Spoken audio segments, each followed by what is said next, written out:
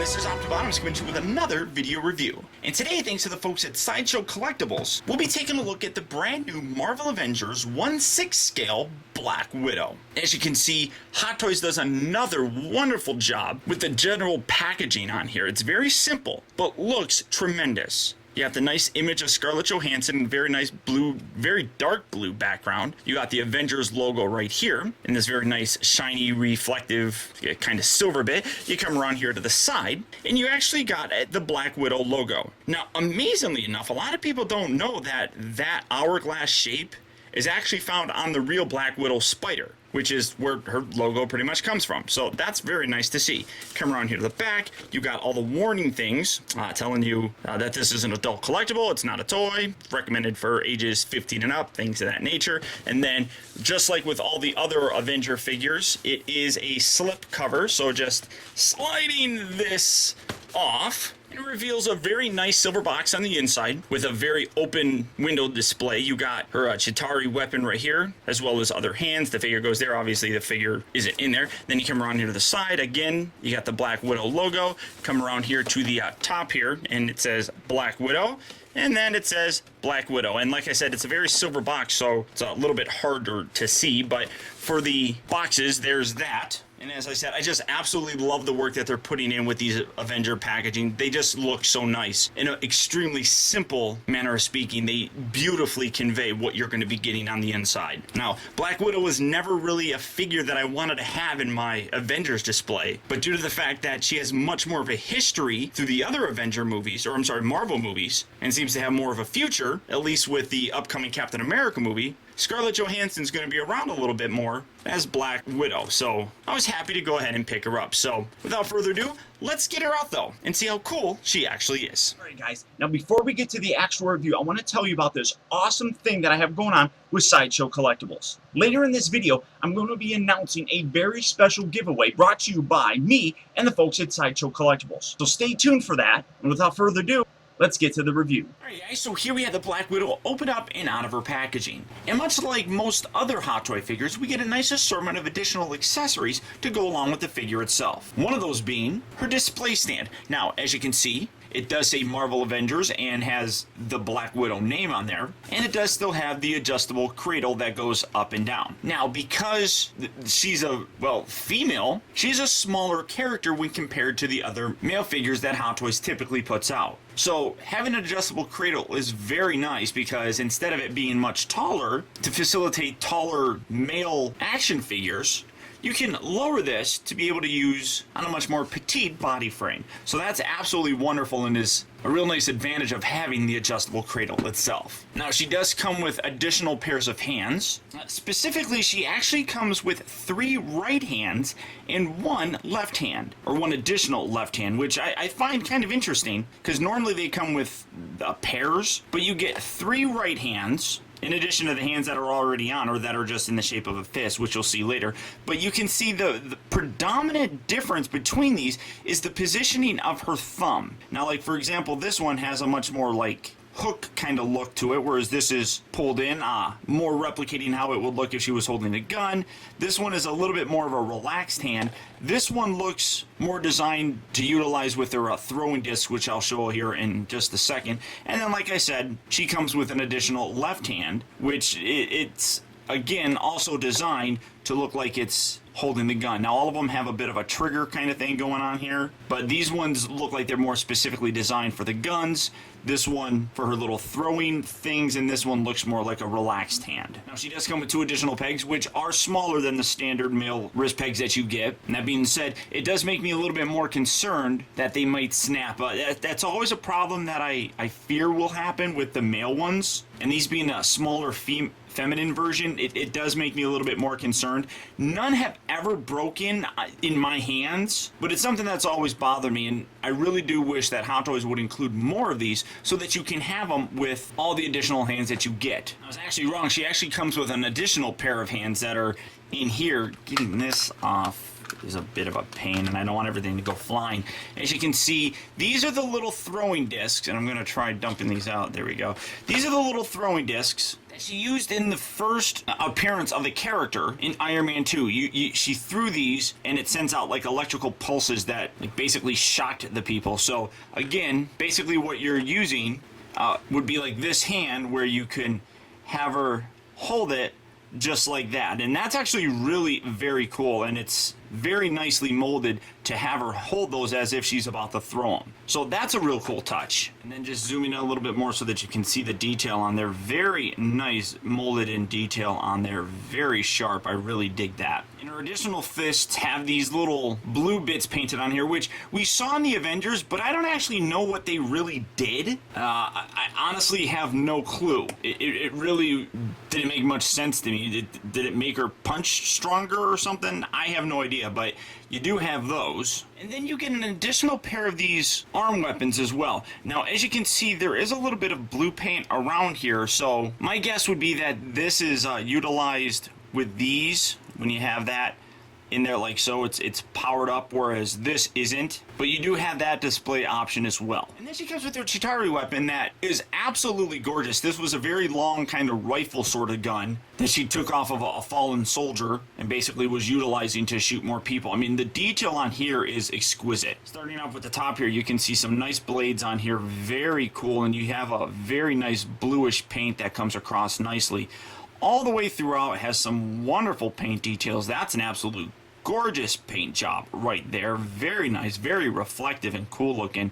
Same thing coming around to this bit. I mean, this is just an absolutely gorgeous piece, wonderfully molded, beautifully painted, and nicely captures that look of the actual weapon itself. And it's basically the same on the other side, but it's just a gorgeous piece. Now, in addition to all those accessories, she also does come with her very iconic handguns that you can see displayed right here. She does come with two of them that earlier I did have holstered in her thigh holsters, I guess. You can see they just fit in there very nicely right on both sides.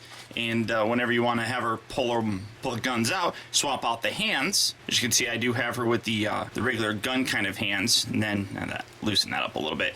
But the guns themselves are actually really nicely detailed, as well as you would expect from Hot Toys. Zoom in so that you can see that they are identical handguns, both left and right, and then they do have the spring-loaded section up here, as well as both of them have the removable clip. But there you go, and then you do have the nicely painted bullet right inside there.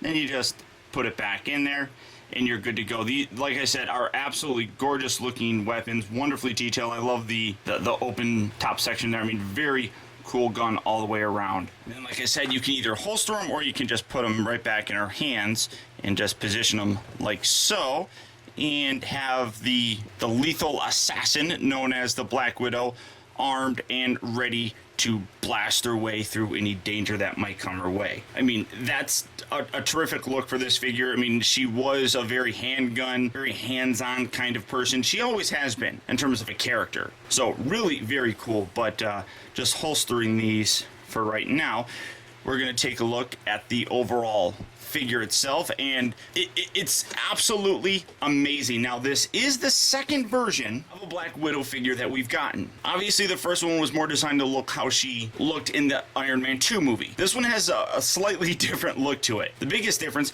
would be her hair. It's a much shorter, actual real hair kind of thing on here. Well, the other one was real hair as well, but much more shorter style. The suit's different, and the body is actually much different. As I mentioned, this is a smaller frame when compared to the male frames that we have previously. That other version was a little bit bigger. This one is a far more petite representation of Scarlett Johansson and much more accurate looking. All the way around, the absolute amazing attention to detail all the way through is absolutely stunning. Now, one thing that I absolutely appreciate is that as this is a representation of a female character, I really don't think that they over-sexualize the toy itself. And I say toy, but I say that loosely. I mean, they could have really gone extreme on this, and they didn't, and they did a wonderful job of absolutely sticking to the actual source material and how Scarlett Johansson really looks. Now, starting off with her face sculpt, I mean, this thing is absolutely exquisite looking. All the amount of detail that you could expect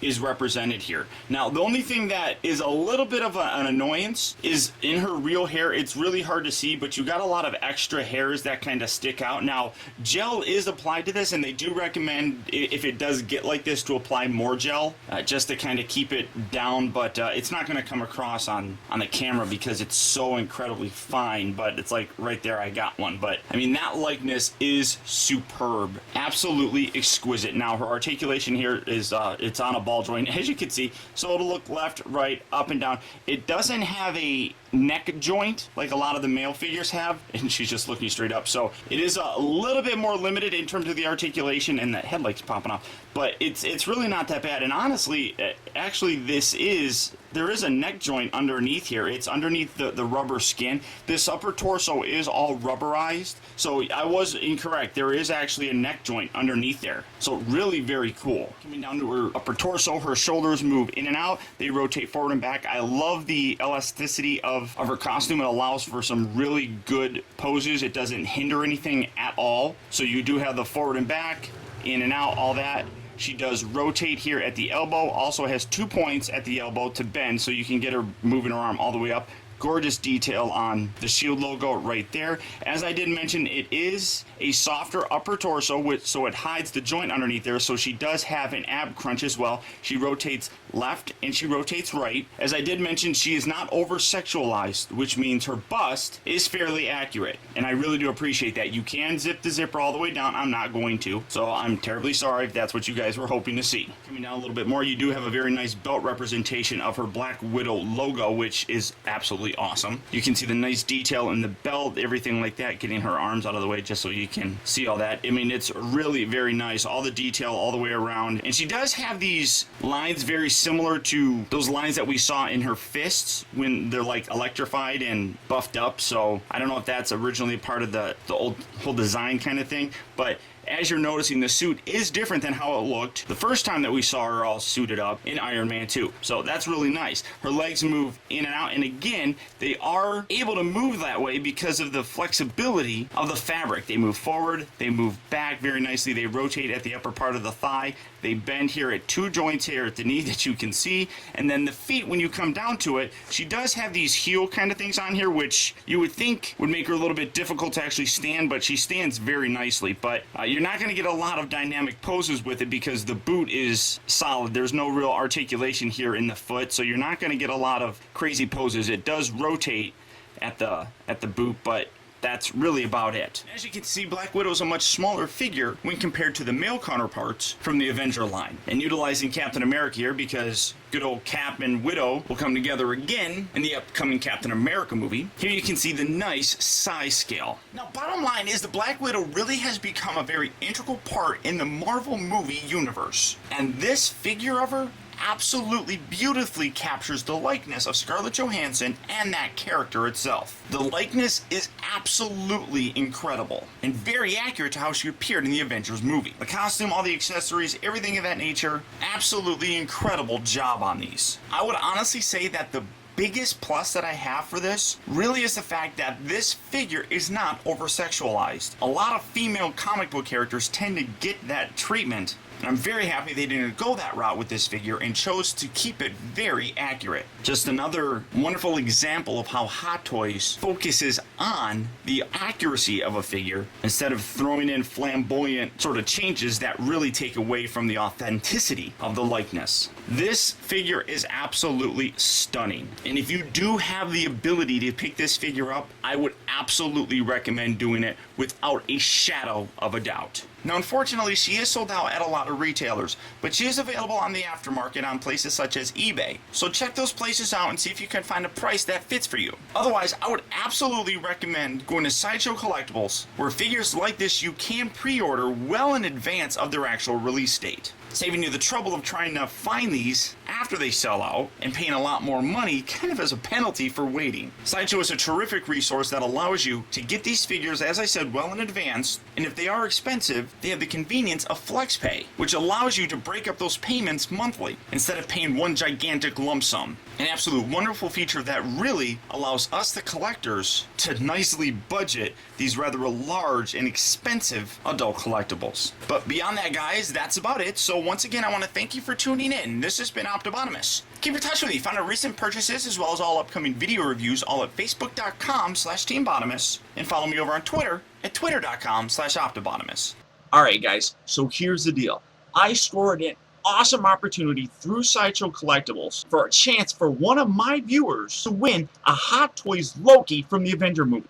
Not only that, but I convinced them to give everyone who uses the link below coupon code to some really killer stuff. The catch is you have to be at least 18 years or older to compete. But if you're not, have your parents do it for you. You can also be an international viewer and winner, but if you win, you gotta pay for your own shipping and customs fees. This is a giveaway, not a take me to the cleaners. All you need to do is answer a question at the link below prior to the deadline, which happens to be midnight, September 30th. So you have all month to do this.